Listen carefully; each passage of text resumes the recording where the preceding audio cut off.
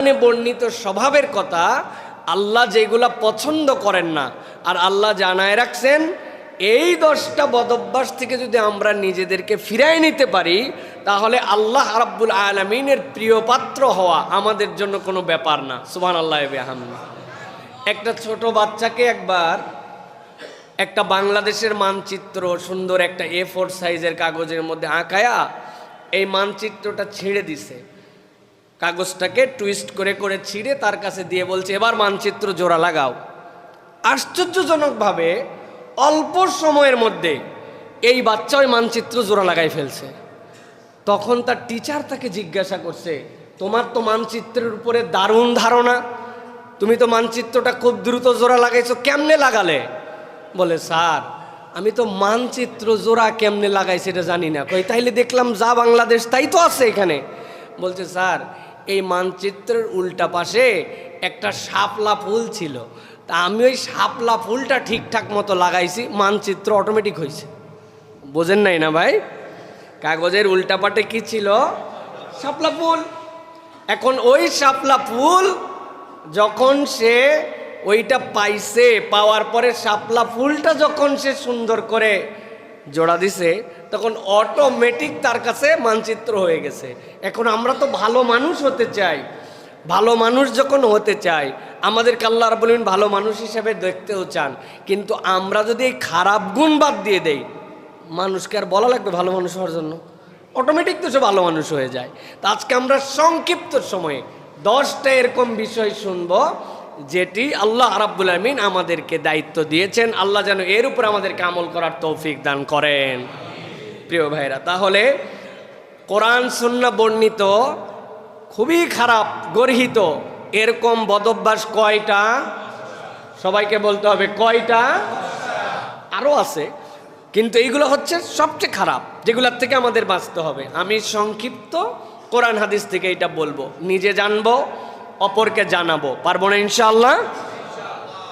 1 নম্বরে কোরআন বলছে দুনিয়ায় যত খারাপ গুণ আছে সব খারাপের একটা আম্মা আছে।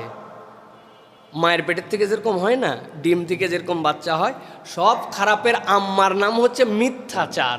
কি বলছি? মিথ্যাচার। এই মিথ্যা যেখানে, সব খারাপের শুরু সেখানে। আল্লাহ রাব্বুল আলামিন বলছেন সূরা আল ইমরানের ভিতরে, দুনিয়ার মানুষ আমি তোমাদের জন্য এইটাকে কিয়ামত পর্যন্ত দায়িত্বের মধ্যে দিলাম। দুনিয়াতে কেউ যদি মানুষ হিসাবে আল্লাহর সামনে অ্যাকসেপ্টেড হতে হয়, আল্লাহর সামনে তাকে যদি দাঁড়াতে হয়, তাহলে মানুষ যেন এই অভ্যাসটার থেকে নিজেকে সরায় নেয়।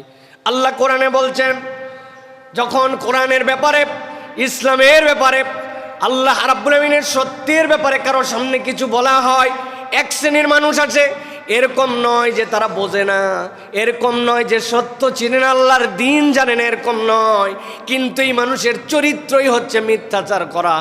হাজার বোঝানোর পরেও সে সেখান থেকে সরে যায়। আপনি আমাদের সমাজে এরকম মানুষ খুঁজে পাবেন যার ক্যারেক্টারই হচ্ছে মিথ্যাচার করা। যত বুঝ তারে বুঝান, সে বলবে সে তাল গাছ আমার। আছে না এই চরিত্রের লোক? আল্লাহ কোরআনে তাদের কথা বলছেন, ফামান হাজ্জাকা ফীহি মিন বাদি মা জাআকা মিনাল ইলম। তোমার কাছে জ্ঞান এসে যাওয়ার পরেও, প্রমাণ থাকার পরেও তোমার কাছে যদি এই সংবাদ, এই কাহিনী সম্পর্কে কেউ যদি বিবাদে জড়াতে চায়, কোরআনের সত্যাসত্য নিয়ে কেউ যদি কথা বলতে চায়, আল্লাহ একটা অভিনব এবং কঠিন চ্যালেঞ্জ দিয়েছেন। আল্লাহ বলতেছেন, ফাকুল তাআলাও, তুমি তাদেরকে বলো আসো আসো, নাদু আবনানা ওয়া আবনাকুম, তোমাদের বাচ্চাদেরকেও মাঠের মধ্যে ডাকো, আমাদের বাচ্চাদেরকেও মাঠের মধ্যে ডাকি। তোমার সন্তানরাও লাইনে দাঁড়াক, আমার সন্তানরাও লাইনে দাঁড়ায় যাক। ওয়া নিসাআনা ওয়া নিসাকুম, তোমাদের স্ত্রীদেরকেও লাইনে দাঁড় করাও, আমাদের স্ত্রী পরিবারদেরকেও আমরা লাইনে দাঁড় করাই। ওয়া আনফুসানা ওয়া আনফুসাকুম, আর নিজেরা এর মধ্যে থাকবো না তা হবে না, পরিবার থাকবে, সন্তান থাকবে, সাথে সাথে আমরাও দুইজন সামনে দাঁড়ায় যাই। আল্লাহ বলছেন সুম্মা নাবতাহিল, এরপরে আল্লাহর কাছে সাহস থাকলে তোমরা নাবতাহিল করো। নাবতাহিল মানে কি? আল্লাহর সামনে দাঁড়ায় বলো সত্যবাদী যে আল্লাহ যেন তাকে রক্ষা করেন, আর যদি সত্য জানার পরেও মিথ্যা হয় তাহলে আল্লাহ যেন আমাদের প্রতি লানত করেন। আসো এসে দাঁড়ায় যাই আমরা, দাঁড়ায় আল্লাহর সামনে বলি। আল্লাহ বলতেছেন ফানাজআল লানাতাল্লাহি আলাল কাযিবিন, মিথ্যা কথা যে বলবে তার উপরে আল্লাহ লানত হোক। সাহস থাকলে তুমি এইটা করে দাঁড়াও, হয়তো আসমান থেকে তখনই তোমার জন্য উপর থেকে বজ্রপাত হয়ে অন্য কিছু হয়ে তোমাকে ধ্বংস করা হবে না, কিন্তু মিথ্যাবাদী যদি তুমি হও আর সাহস করে যদি সত্য জানার পরে অস্বীকার করো, আল্লাহ বলছেন এই লানতটা তুমি দুনিয়া আখিরাতে তোমার উপরে চোখে দেখবে। আল্লাহ বলছেন যারা এরকম জেনে বুঝে সত্য অস্বীকার করে আপনি বললেও কিন্তু তারা রাজি হবে না, রাজি হবে না। আল্লাহ বলছেন যে এরা হচ্ছে লানাতুল্লাহি আলাল কাযিবিন, এরা মিথ্যুক। এই মিথ্যুকদের প্রতি আল্লাহ লানত। প্রিয় ভাইরা, আল্লাহ রাব্বুল আমিন এই জন্য বলছেন ওয়াইলুন ইয়াউমা ইযিল লিল মুকাদ্দিবিন, ওই দিন তো যেই দিবস, যেই দিবসের ব্যাপারে তারা আল্লাহ রাব্বুল আলামিনের সত্য জানার পরেও মিথ্যা আরোপ করেছে। আল্লাহ বলছেন ওয়াইলুল, আল্লাহর পক্ষ থেকে তাদের প্রতি অভিসম্পাত। আল্লাহ বলছেন আল্লাযীনা ইউকাযযিবুনা বিয়াউমিদ্দিন ওয়া মা ইউকাযযিবু বিহি ইল্লা কুল্লু মু'তাদিন আসিম, কেবলমাত্র সীমালঙ্ঘনকারী পাপিষ্ঠ ছাড়া এ বিষয়ে কেউ মিথ্যারোপ করতে পারে না। প্রিয় ভাইরা, তাহলে মানব জীবনের সবচেয়ে বড় মিথ্যাটা কি? আমরা মনে করি লোকের সাথে লোকে কথা বলার সময় মিথ্যা কথা বলা, সন্তানের সাথে বাজারে যাওয়ার সময় আনবো না জেনেও মিথ্যা প্রতিশ্রুতি দিয়ে দেওয়া, স্ত্রীর জন্য এই খরচটা করব না জেনেও স্ত্রীর সন্তুষ্টির জন্য মিথ্যা কথা বলা, এগুলা মিথ্যা। কিন্তু এর থেকেও বড় মিথ্যা কি? আল্লাহর সত্য জানার পরেও, ইসলাম জানার পরেও, শরীয়ত জানার পরেও আল্লাহর বিধানের উপরে উন্নত কোনো বিধান নাই, শরীয়তের থেকে ভালো কোনো দ্বন্দ্ববিধি নাই, আল্লাহর জমিনে আল্লাহর নীতিতে চললে এর থেকে ভালো ফলাফল আসতে পারে না, এইটা বিশ্বাস করার পরেও দলকানা হওয়ার কারণে, গোষ্ঠীকানা হওয়ার কারণে, বিভিন্ন ধরনের আইডিওলজি বিশ্বাস করার কারণে ইসলামী শরীয়তকে বিশ্বাস করতে পারে না, এরকম মানুষ আছে না ভাই? আল্লাহ বলছেন এদের থেকে বড় মিথ্যুক আল্লাহর জমিনে আর কেউ নাই। অতএব প্রিয় ভাইয়েরা, সবসময় ইমানদারদেরকে এইটাকে হিসাব করে চলতে হবে। ইয়াকুম ওয়াল কিজ ফা ইন্নাল কিজবা ইয়াহদি ইলাল ফুজুর, নবী বলতেছেন মিথ্যা থেকে বেঁচে থাকো, নিশ্চয়ই মৃত্যুকে সবসময় ফুজুরের দিকে তার পথ দেখায়, তাকে সীমালঙ্ঘনের দিকে, গুনার দিকে তাকে নিয়ে যাবে, আর নিশ্চয়ই জেনে রাখো ফুজুর তোমাকে জাহান্নামে নিয়ে যাবে। অতএব মিথ্যা আমার জীবনে থাকবে না, এটাই হচ্ছে আমার শেষ কথা। চেষ্টা করবো ইনশাআল্লাহ। তবে যারা ব্যবসা করেন তারা হালকা মিথ্যা বলতে পারবেন, শুধু বলবেন আপনি আমার বউনির কাস্টমার, আপনার মতো চেনা লোক বলে কেনা দামে দিলাম, এইটুকু মিথ্যা আমরা বলতেই পারি, তাই না ভাই? সন্তানকে শুধু এইটুকু মিথ্যা বলবেন, এবার খালি পাস করে দেখ, তোরে সাইকেল কিনে দেবো, হে কিনে দেবো, সে কিনে দিব, রেজাল্ট করার পরে তার এই কথা আপনি ভুলে যাবেন, এইটুকু মিথ্যা বলা জায়েজ আছে না ভাই? খবরদার। নবীজি বলছেন ইয়ারকি করে, ফাজলামি করেও সাহাবায়ে কেরাম মিথ্যা বলতেন না। একজন বুজুর্গের কথা, সালাফের কথা আছে, যিনি মদিনা থেকে দামেস্ক পর্যন্ত 1100 কিলোমিটার নবীজির একটা হাদিস নেওয়ার জন্য গেছেন। শুনছেন অমুক সাহাবীর একজন ছাত্র ছিল, সেই সাহাবীর আরেকজন ছাত্র ছিল, মুতাওয়াতির রিওয়ায়াত, 3 জন থেকে হাদিস পাওয়া বিরাট ব্যাপার। নবীজি সাল্লাল্লাহু আলাইহি ওয়াসাল্লাম আর মধ্যে একজন, তার কাছে গেছেন। যাওয়ার পরে বুঝছেন আপনি আজ থেকে 1200 বছর আগে 1100 কিলোমিটার যাওয়া মানে কি? উনি পৌঁছানোর পরে দেখেন উনি তার ঘোড়া একটা ছুটে চলে গেছে, একটা পাত্র নিয়ে ডাক দিচ্ছে আয় আয় আয় আয় আয় আয় আয়, এরকম করে আমরা ডাক দেই না, কিছু হারাই গেলে, ছুটে গেলে তারে বসে আনার জন্য। ও কাছে চলে আসছে, আস্তে করে ধরে বাঁধছে। উনি দেখছেন যে এই পাত্র দিয়ে আয় আয় আয় আয় বলছে, ওই পাত্রটার মধ্যে আসলে কিছু ছিল না। উনি তার কাছ থেকে আর হাদিস নেন নাই। এটা তেমন কোনো গুনাহ না, তেমন কোনো বিষয় না, কিন্তু উনি দেখছেন যে একটা পশুকে তিনি কিছু দিয়ে ডাকতে পারতেন, কিন্তু তার হয়তো কিছু ছিল না, কিন্তু সেটা ছুটে যাচ্ছে, ডেকেছেন, ধোকার মতো মনে হয়েছে যেই লোক তার পশুকে এরকম ধোকা দিতে পারে তার কাছ থেকে আমি হাদিস নিব না। আল্লাহু আকবার। তারা ছোট্ট থেকে ছোট্ট বিষয়ে কি পরিমাণ কনসাস তাদের মধ্যে ছিল, কি পরিমাণ সতর্ক। মিথ্যা কথা বলা, মিথ্যার সাথে সম্পৃক্ত হওয়া, বান্দা যদি হিম্মত করে এখান থেকে ফিরতে পারে, আল্লাহ রাব্বুল আলামিন সাময়িক তার জীবনে হয়তো দেখা যাবে বিপদ বিপদ ভাব, কিন্তু আল্লাহ রাব্বুল আলামিন তাকে নাজাতের পথ দেখায় দেবেন। সুবহানাল্লাহ। অতএব মিথ্যার সাথে আমার কোনো যোগাযোগ থাকবে? মিথ্যা কথা বলা যাবে? মিথ্যার পক্ষে থাকা যাবে, মিথ্যা সাক্ষী দেওয়া যাবে, যারা মিথ্যা কথা বলে তাদের দল পক্ষ নেওয়া যাবে তো না। তবে একটা মিথ্যা, এটা আমাদের একটুখানি মেনে নিতেই হবে। যখন আপনার সামনে ভোট চাওয়ার জন্য আসবে, তখন আপনার এত বড় একটা ফিরিস্তি দেখায় বলবে অতীতের সবগুলা মাফ করে দিয়েন, আগামীতে ইনশাআল্লাহ। এই ইনশাআল্লাহ করে 50 বছর পার হয়েছে, কিন্তু ওনাদের চরিত্র বদল হয় না। হিসাব বরাবর করতে হবে প্রিয় ভাইয়েরা। কোনো মিথ্যার সাথে, মিথ্যা প্রতিশ্রুতির সাথে ইমানদারের চরিত্র কি হবে জানেন? বলবেন হুজুর এই কথা বলার কারণ কি? ইমানদার এক গর্ত থেকে 2 বার কখনো দংশিত হবে না। নবীজি বলছেন ইমানদার এত সতর্ক যে এক গর্ত থেকে তাকে 2 বার ফোঁস মারবে, এত সোজা না। ও চিনে ফেলছে গর্ত। আপনি আমি গর্ত না চিনার কারণে আজ পর্যন্ত আমাদের এই ভাগ্যের পস্তানি। তাহলে এটা গেল 1 নম্বর। 2 নম্বর আল কোরআনের ঘোষণায় বদ অভ্যাস যেটা, যেখান থেকে আপনাকে আমাকে বাঁচতে হবে, সেইটা হচ্ছে কারো বদনাম করা, গীবত করা এবং অপবাদ দেওয়া।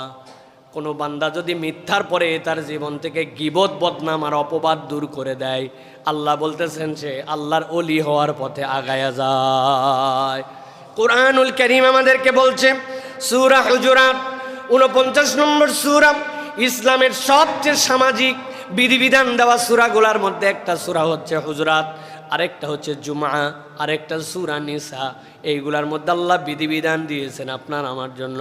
আল্লাহ বলছেন ইমানদারদের জন্য দায়িত্ব, ওয়ালা ইয়াগতাব বা'দুকুম বা'দা আইয়ুহিব্বু আহাদুকুম আন ইয়াকুলা লাহমা আখি মাইতান ফাকারিহতুমু। আল্লাহ বলছেন আমি তোমাদের জন্য বললাম, একজন অপর ভাইয়ের জন্য গীবত করো না। তোমরা দুনিয়াতে থাকতে কেউ তোমার মৃত ভাইয়ের গোশত খাওয়া অপছন্দ করো না। ফাকারি তুমু, আমি জানি আল্লাহ বলতেছেন তোমরা এটাকে ঘৃণা করো, কিন্তু তোমার মরা ভাইয়ের গোশত খাওয়াকে ঘৃণা করলেও তোমরা 2 জন 3 জন একত্রিত হলে তোমরা বাদাম দিয়ে যেরকম বিট লবণ খায়, ইমানদারের কম করে গীবত খায়, ঠিক কি না? গীবত আর গীবত, গীবত মানে কি ভাই? কারো পেছনে মিথ্যা কথা বলা, কারো পেছনে সত্য কথা বলা, তার সত্য দোষী তার অনুপস্থিতিতে বলার নাম গীবত। আর তার পিছনে যদি আপনি অনুপস্থিতিতে মিথ্যা কথা বলেন, সেটা তো বহুতান, সেটা তো অপবাদ। কিন্তু ওই লোকের দোষ আছে জানার পরেও আপনি তার পিছনে ওই কথাটা বলে দেন ওই লোকের অনুপস্থিতিতে, এইটা আমাদের সমাজের সবচেয়ে কলুষিত চরিত্র। আল্লাহ বলছেন তোমার মায়ের পেটে একটা বাচ্চা হয়েছে, তুমি বড় ভাই, মা ওই বাচ্চাটাকে মৃত ভূমিষ্ঠ করছে, তুমি চিন্তা করছো আমার মায়ের পেটে 9 মাস ছিল, ফালাই দিয়ে কি লাভ? বাড়িতে অনেক দিন ধরে গোস্তর আয়োজন নাই, মায়ের পেটের ওই বাচ্চাকে তুমি টুকরা টুকরা করে ভুনা করে খাবা, এটা তোমার কল্পনাতেও নিতে পারো না। আল্লাহ বলছেন অথচ যেটা কল্পনায় নিতে পারো না, ওই রকম গুনাহ তুমি নামাজ পড়ে যে দোকানে বসে থেকে করো। আছে না ভাই? আমার যত ওয়াজ শুনবেন, এই ওয়াজ আমার ওয়াজের মধ্যে থাকবেই থাকবে, কারণ আমি আল্লাহর সাথে কিছু টার্গেট নিয়ে কথা বলি। ওইটা আপনার শোনা জিনিসই আবার বলি, শোনাতে শোনাতে শোনাতে আপনার কলিজা সেন্ডা করে দাও আমার টার্গেট। এই জন্য আমি প্রত্যেক আলোচনায় এই কথা বলি। মুরব্বীরা গীবত করে, ডানে একজন বসে, বামে একজন, আর মধ্যে যেটা বসে উনি গীবত কমিটির ক্যাশিয়ার, মানে ওই দিন চায়ের বিলটা উনি দিবে। ডানের লোক গীবত করতেছে, জানিস আমাদের বাড়ির ধারে যেই প্রবাসে চলে গেছে ওর বইয়ের কি অবস্থা? ওনার বইয়ের সমালোচনা হচ্ছে, পাশের জন বলছে রাখ, মানুষের বউ নিয়ে কথা বলে, ইমাম সাহেবের অবস্থাই তো তুই জানিস না। উনি ইমাম সাহেবের দোষ বয়ান করতেছে। থাকতে পারে ইমাম সাহেবের দোষ, থাকতে পারে তার দোষ, কিন্তু তার অনুপস্থিতিতে আপনি চায়ে খাচ্ছেন, আসরের নামাজ পড়ে আর এই গীবত করতেছেন। মধ্যে যিনি বসে আছেন উনি খুব শরীফ মানুষ, ভদ্রলোক।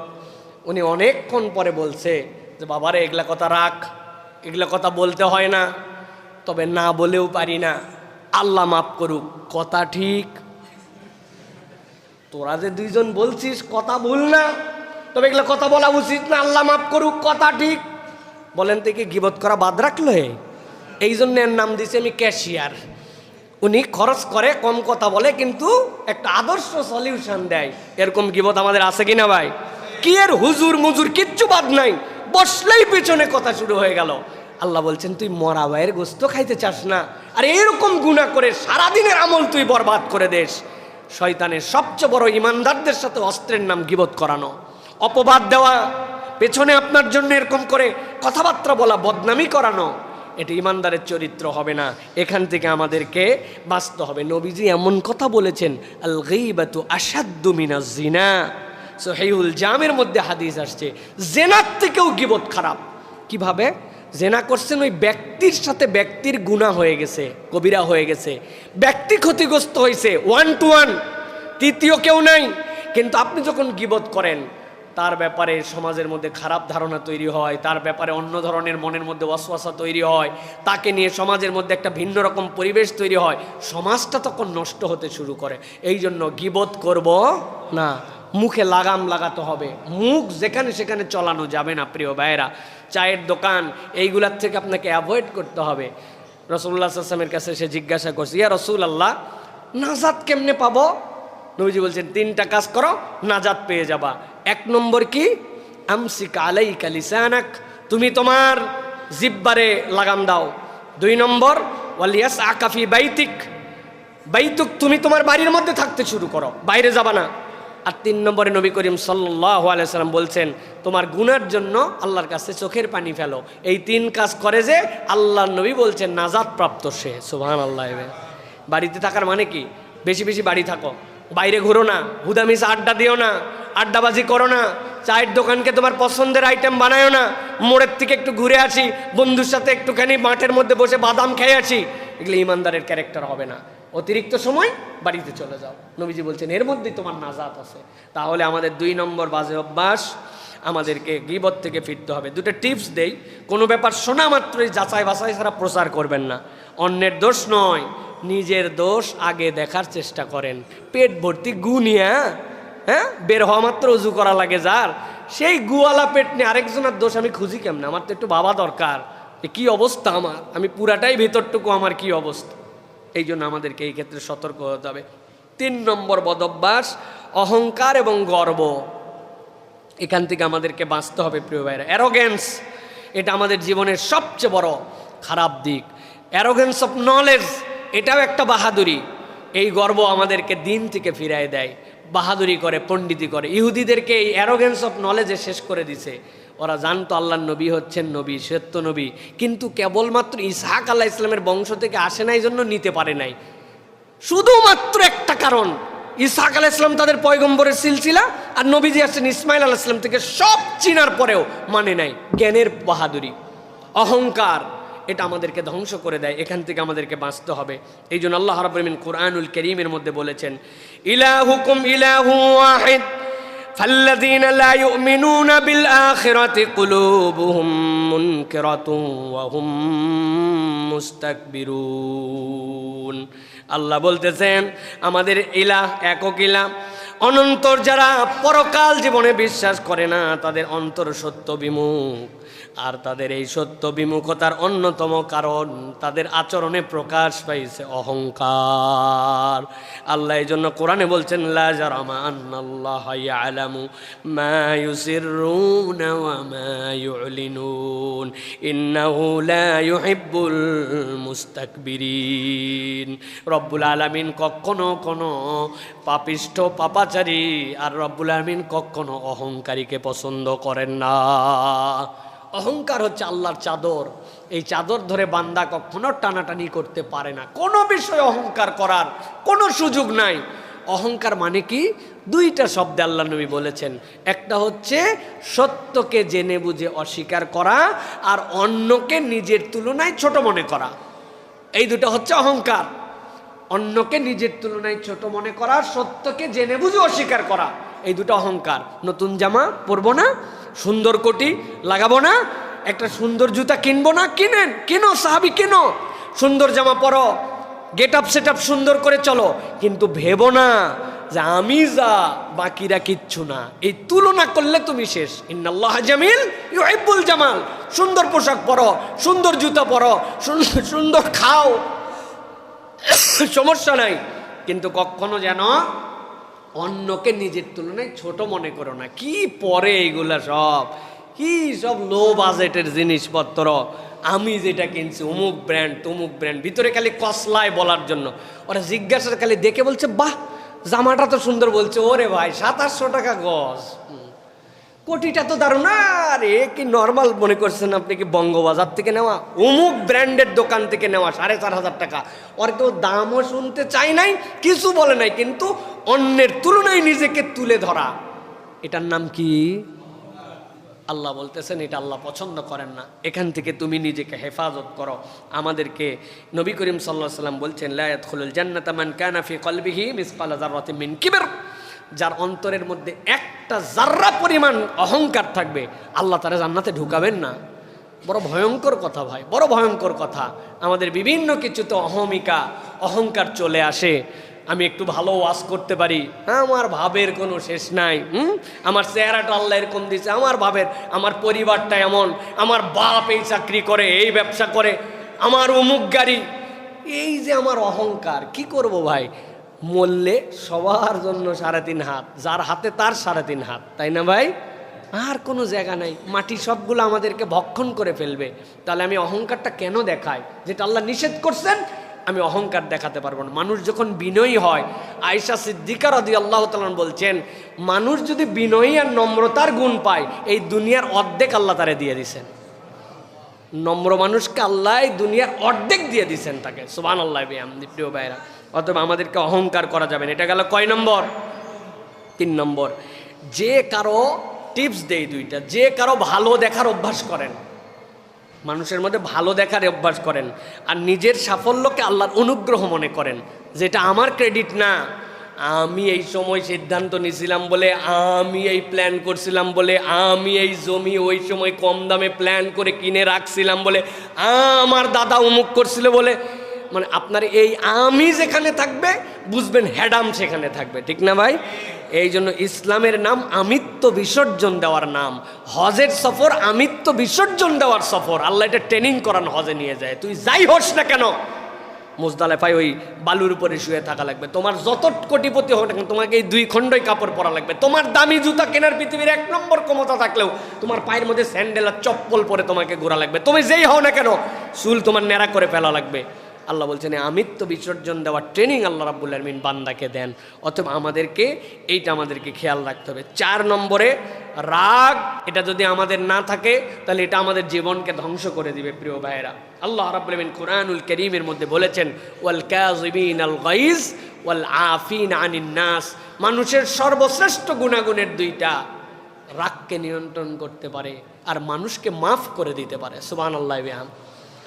আল্লাহ রাব্বুল আলামিন বলছেন, ওয়ালা ইয়াতালি উলুল ফাযলি মিনকুম ওয়াস-সাআ আইয়ুতু উলিল কুরবা ওয়াল মাসাকিন ওয়াল মুহাজিরিন ফি সাবিলিল্লাহ ওয়ালইয়াফু ওয়ালইয়াসফাহু আলা তুহিব্বুনা আন ইয়াগফিরাল্লাহু লাকুম ওয়াল্লাহু গফুরুর রহিম। দীর্ঘ ঘটনা আছে আবু বকর সিদ্দিক রাদিয়াল্লাহু তাআলার জীবন থেকে। আবু বকর সিদ্দিক রাদিয়াল্লাহু তাআলা একজন মুহাজির ছিলেন, যার বাড়ির খরচ চালাতেন। তার নাম ছিল হযরতে মিস্তাহ। ওই মিস্তাহ রাদিয়াল্লাহু তাআলা পরিবার আবু বকর রাদিয়াল্লাহু তাআলা একদিন বাজার না করে দিলে চলার মতো ক্ষমতা ছিল না। কিন্তু যখন আয়েশা সিদ্দিকা রাদিয়াল্লাহু তাআলা আনহার পরে অভিযোগ দেওয়া হলো যে যুদ্ধ থেকে আসার সময় উটের থেকে তার গলার মালা হারায় গেছে, খুঁজতে গেছেন, এমন সময় উট চলে আসছে, বুঝতেই পারে নাই হাওদার ভিতরে উম্মাতুল মুমিনিন নাই। মুনাফিকরা খবর ছড়ায় দিছে আয়েশা রাদিয়াল্লাহু তাআলার চরিত্র নষ্ট হয়ে গেছে। নাউজুবিল্লাহ। মুনাফিকদের চরিত্রই তো এইটা। কিন্তু আবু বকর যার সংসার চলান, সেই সাহাবীদের মধ্যে মিস্তাহ রাদিয়াল্লাহু তাআলা আনহু পর্যন্ত ওই মুনাফিকের দলের মধ্যে ঢুকে গেছেন। আবু বকর রাগ করে বলছেন, আমি বাজার না করলে তোমার সংসার চলে না। দুনিয়ার সবাই বিপক্ষ যেতে পারে, কিন্তু আমার মেয়ের বিপক্ষে তুমি গেছো। তোমার কোনো ক্ষমাও নাই, তোমার সাথে কোনো কথাও নাই। তোমার এই অনুগ্রহ এতদিন যে করছে এইগুলার সব বাদ। আল্লাহ বলতেছেন, দীর্ঘ ঘটনা, আবু বকর রাদিয়াল্লাহু তাআলাকে আপনার মেয়ের সাথে এই কথা বলছে বলে একজন মুহাজির, একজন মুমিন হিসাবে আপনি এটা করতে পারেন না। আপনি ভাবেন তো, আপনার মেয়ের চরিত্র নিয়েও কেউ খোঁটা দেয়, আবার তার পরিবারের প্রতি আপনার অনুগ্রহ আছে, আপনার ফিলিংস কেমন হবে? আবু বকর রাদিয়াল্লাহু তাআলা মানবীয় ফিলিংসে এটা বলেছেন। আল্লাহ রাব্বুল আলামিন সাথে সাথে আয়াত অবতীর্ণ করেছেন, ওয়ালিয়াফু ওয়ালিয়াসফাউ। ও আবু বকর, আপনার দায়িত্ব হচ্ছে তাকে ক্ষমা করে দেওয়া আর তাকে উপেক্ষা করা। যেহেতু সে ইমানদার মুহাজির, একটা ভুল করে ফেলছে বলে আপনি এত কঠোর হতে পারেন না। আল্লাহ শেষে বলেছেন, আলা তুহিব্বুনা ইয়াগফিরাল্লাহু লাকুম ওয়াল্লাহু গফুরুর রহিম।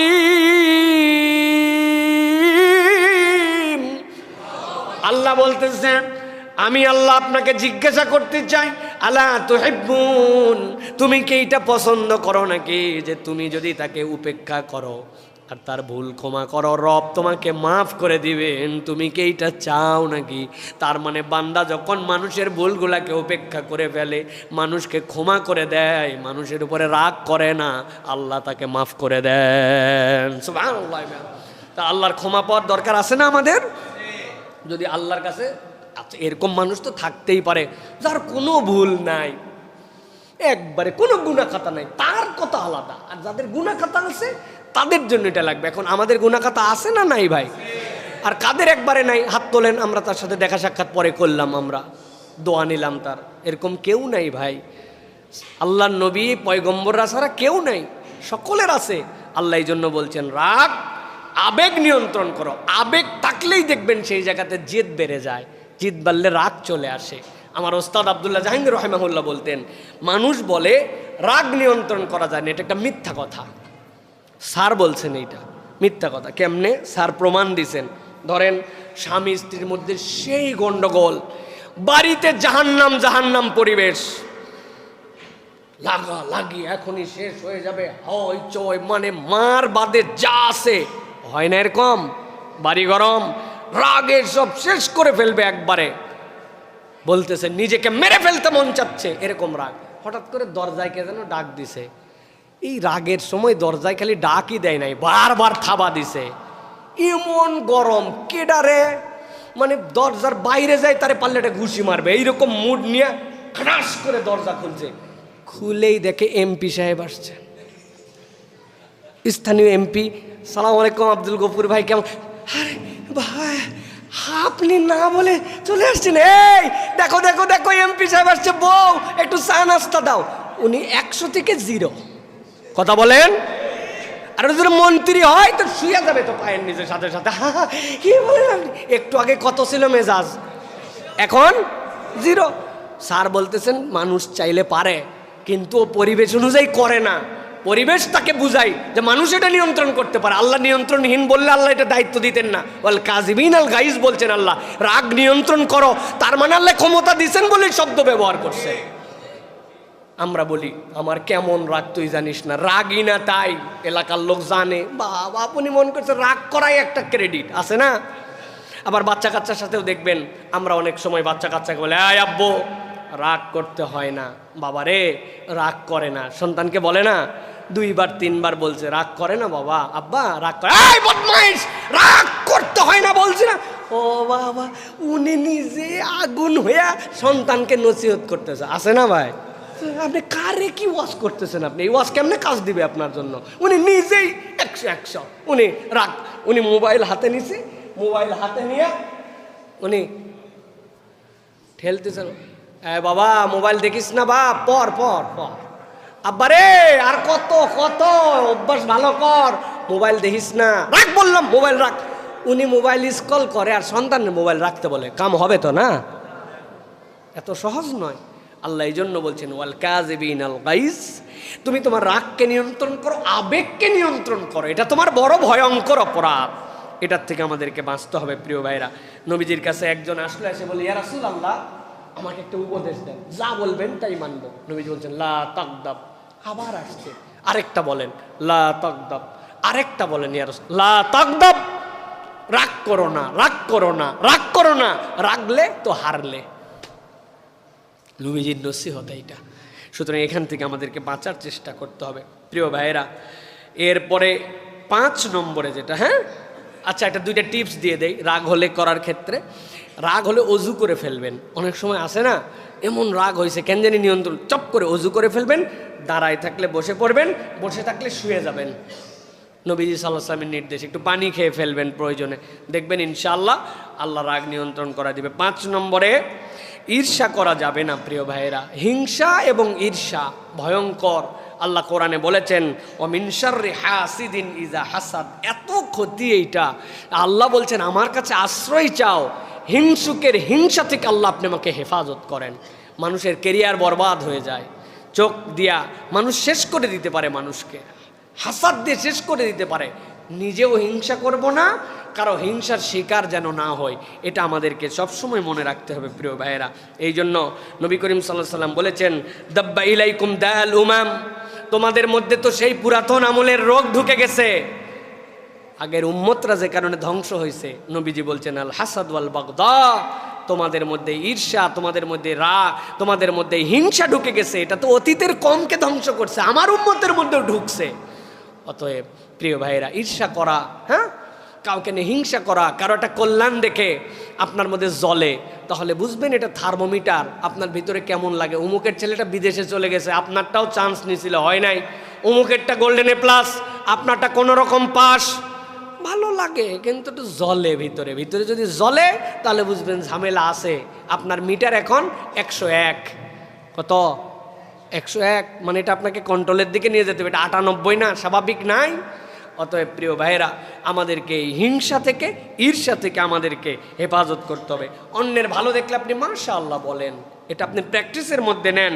নিজের নিয়ামতগুলোকে গুণে দেখেন, অন্যেরটা মিলায় যখন খারাপ লাগে নিজের নিয়ামত গুণে দেখেন।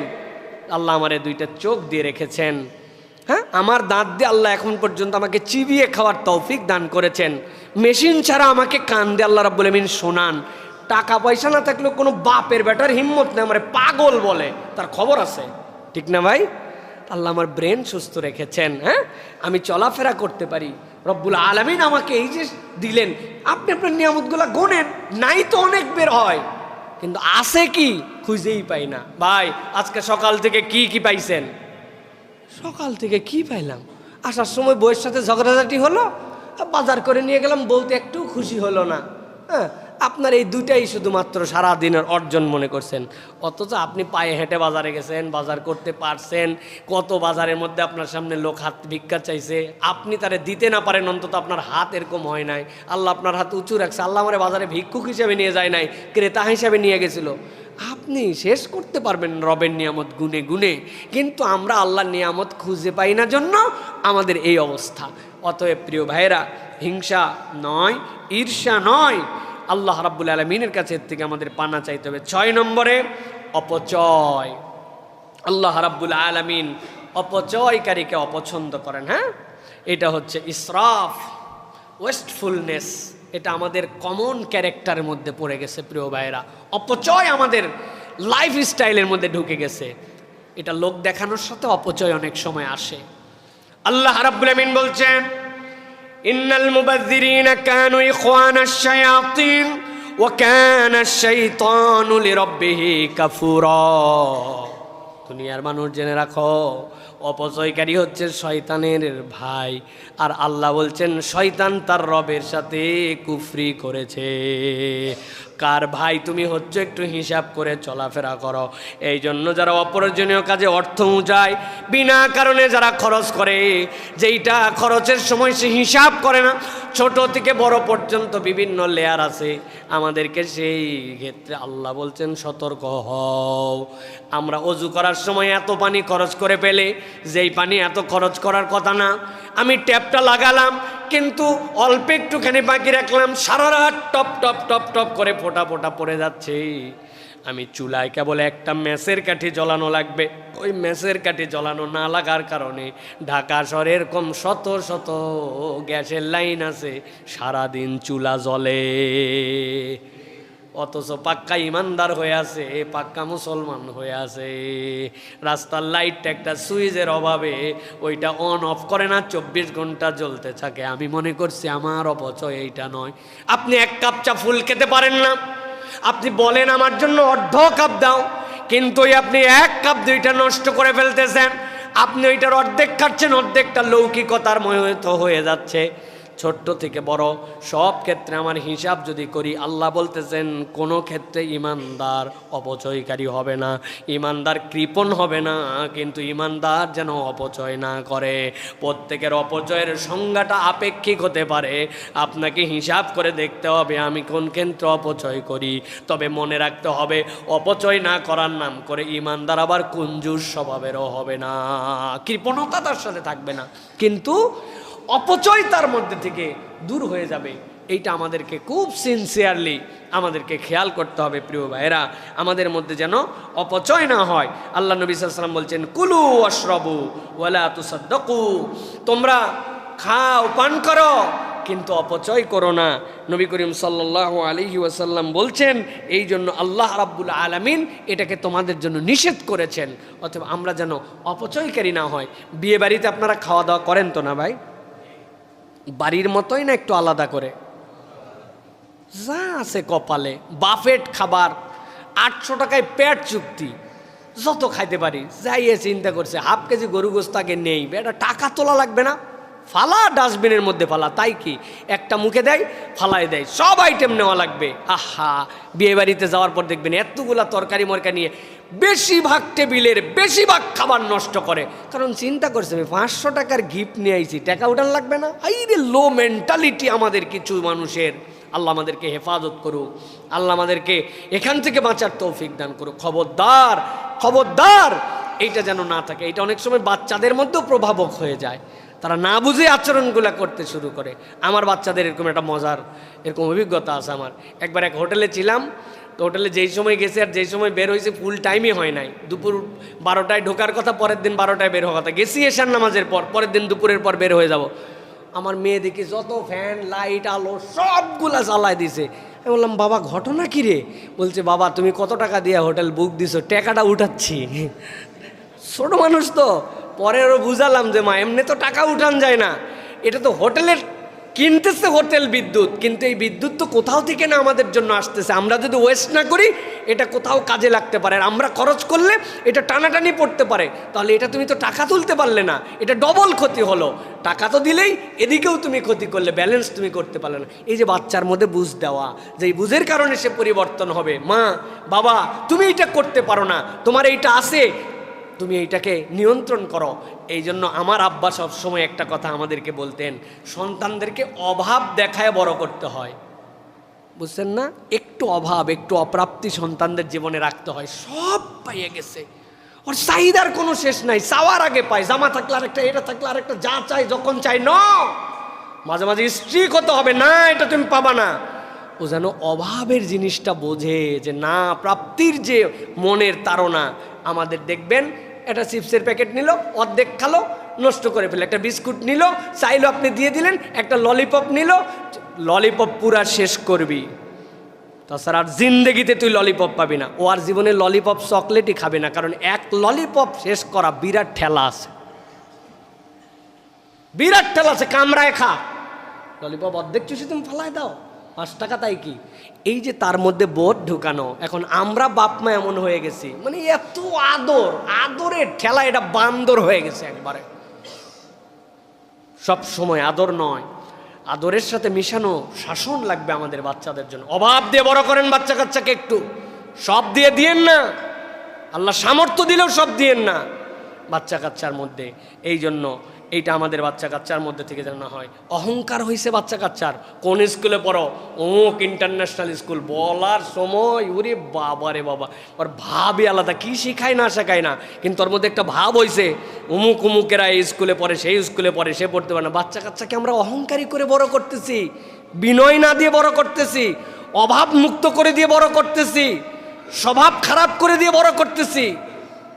খুব সাবধান প্রিয় ভাইরা, খুব সাবধান। এখান থেকে আমাদেরকে সতর্ক হতে হবে, মাটির সাথে পা লাগায় রাখা তাদেরকে শিখতে হবে।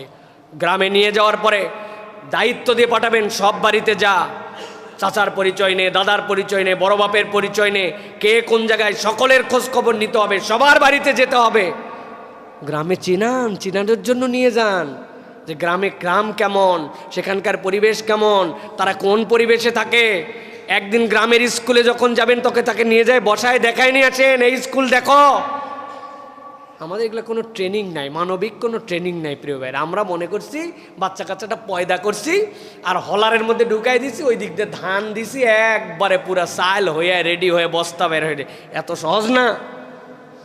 বাচ্চা কাচ্চাকে নিয়ন্ত্রণ করে এই জিনিসগুলি আমাদের জন্য খুব জরুরি প্রিয় ভাইরা। এটা গেল তাহলে আমাদের জন্য অপচয় 6 নম্বর। 7 নম্বরে একটা বদভ্যাস কোরআনে বলছে, নামাজে বা কাজে অলসতা।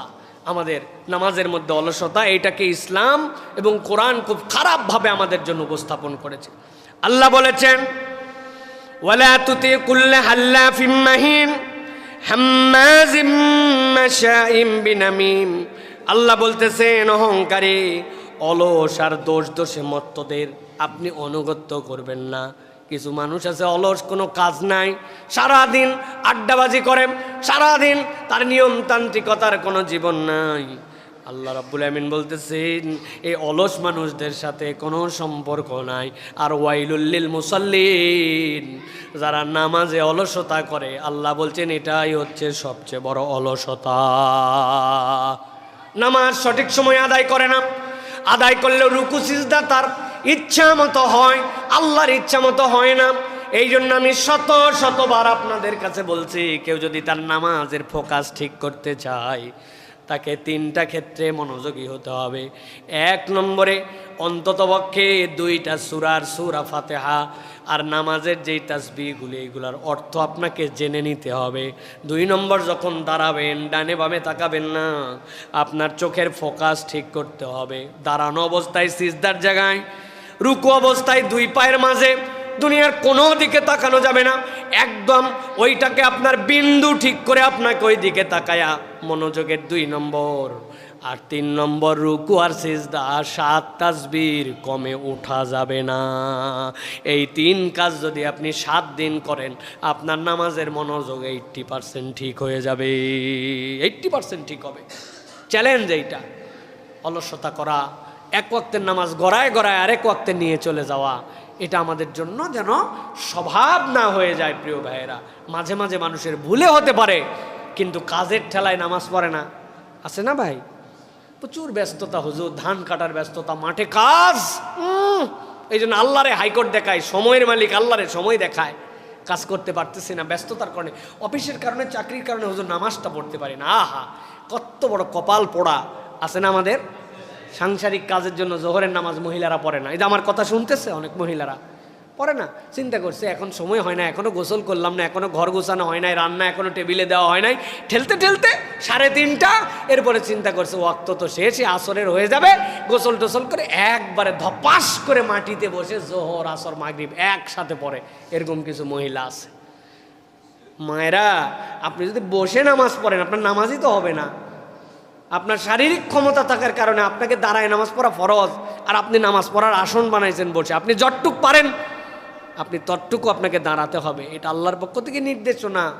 আল্লাহ বলছেন সালাত তার ওয়াক্ত মতো ফরজ, আপনি নামাজে অলসতা করেন, গাফলতি করেন, এটা বড় খারাপ গুণ। এই জন্য কাজগুলোকে ছোট ছোট ভাগ করতে হবে, আর প্রতিদিন আমাদের কিছু ভালো কাজের টার্গেট নির্ধারণ করতে হবে। আজকে 10 জনকে সালাম দিব, আজকে 10টা টাকা দান করব, আজকে 2 জনের সাথে হাসি মুখে কথা বলবো, একজনের সাথে কৌশলে কথা বলার সময় তার নামাজ কালামের খবরকে নিয়ে একটু নামাজের দাওয়াত দিয়ে দিব।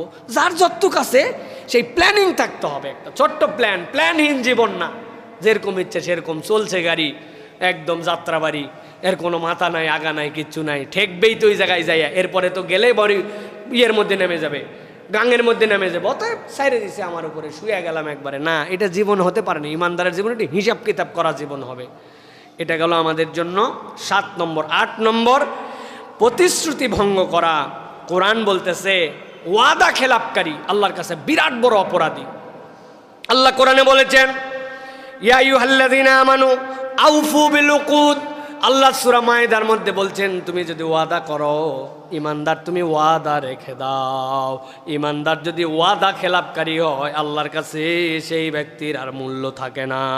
এই জন্য নবীজি বলছেন আয়াতুল মুনাফিকি সালাস, এর মধ্যে অন্যতম একটা হচ্ছে ইদা ওয়াদা আখলাফা, যখন সেই প্রতিশ্রুতি দেয় সে তখন ওয়াদা খেলাপ করে। ইমানদারের এটা একটা বড় খারাপ গুণ, মুনাফিকের দিকে মানুষ চলে যেতে পারে, আমরা ওয়াদা খেলাপকারী হয়ে যাই। আর একবার যদি টাকা ধার নেয় তাহলে যে কতবার ঘুরায় এটা কেবল আল্লাহ জানে, ঠিক না ভাই? আহা কি চরিত্র আমাদের! বাড়িতে থাকি ডাক দিছে, এই আব্দুল গফুর ভাই আছেন নাকি? বেটারে পাঠাইছে, ভিতরে আছে ঠিকই, যাইয়া বল আব্বা নাই। বেটা আবার একটু চালাক, এসে বলছে যে চাচা আব্বা বলল আব্বা বাড়িতে নাই। তাহলে বিপদ বাড়লো না কমলো ভাই? এই যে আব্বা বলল আব্বা বাড়িতে নাই, এই যে ওয়াদা খেলাপ করা, প্রতিশ্রুতি ভঙ্গ করা, আর সরকারি প্রতিশ্রুতি ভঙ্গ করা তো আরও সাংঘাতিক। ও টাকা নিয়ত করেই নিচে ব্যাংকে জীবনে ফেরত দিবে না। 5টা ব্যাংক দেউলিয়া হয়ে গেল, আমানতদারেরা কোটি টাকার আমানত 5,000 টাকা পায় না। কারা নিয়ে গেল? মাটির নিচে টাকা চলে গেছে নাকি কারুনের ধন হিসাবে?